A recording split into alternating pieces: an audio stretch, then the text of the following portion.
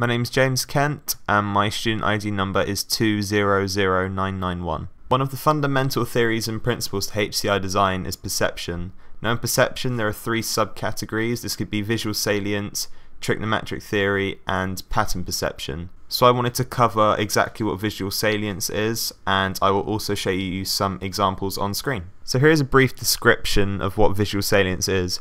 Visual salience is a perception quality that will make some items in an image, video or real life situation stand out from their neighbours.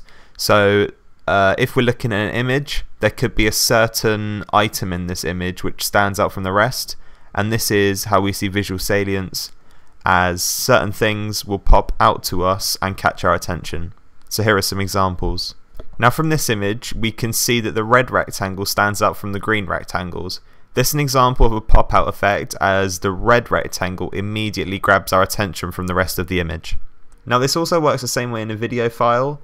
As you can see, in this certain pattern you can see that one circle really does stand out from the rest. So I will highlight this circle now and I will show you.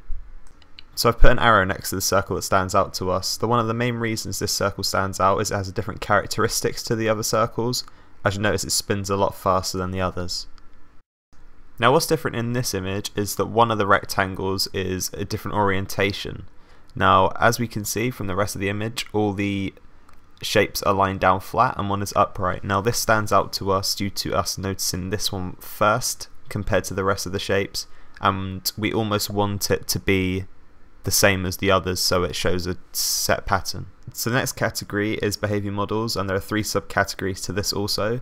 One is Fitts law, the other is keystroke level model, and the other is key action model. Now I'm going to cover Fitts law for this, and I'm going to give you an example and also a definition. So Fitts law is a mathematical model that predicts how long it will take to point at a certain target. Now Fitts law is usually applied when you're looking at a website. And so if we're on a website such as YouTube, which I will be taking you to soon, it'll be how easy you can move your mouse around the screen to be able to point at objects and be able to search around the website as easily as possible. So here we are on the YouTube website, and as you can see we have a very simple layout. Now what we're going to be applying here is the Fitts law. So let's say we wanted to look through a certain section. So we have certain categories here: trending, music, entertainment, sports, comedy, film and animation, gaming, and then there's also some recommended channels that you get as you come onto the website. So let's say we wanted to look at the trending videos. We could just click here, and here is a list of all the trending videos on YouTube at the moment. Okay, so after this we could go on to the local music trending videos. Now what this is all an example of is Fitts law and how it affects how we use a website. So you notice how easy it is to be able to navigate through this website due to certain categories being in columns. So imagine if it was like this, if there was trending here and then there was music placed randomly over here.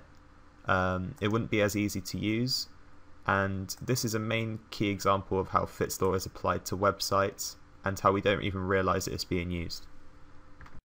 So the last section is information processing, and this is split down into two subcategories, one being HIP and one being GOMS. HIP stands for Human Information Processing, and GOMS stands for Goals, Operators, Methods and Selection. For this section I chose GOMS to cover, and here are some few examples and a definition of what it means. So here is what is meant by each steps of GOMS. So the first is goals, and this is what the user wants to achieve. Operators is a small steps the user performs to achieve the goal. Methods is the collection of operators that achieve the goal, and selection a set of rules that determine the best method for achieving the goal when there are many different methods available.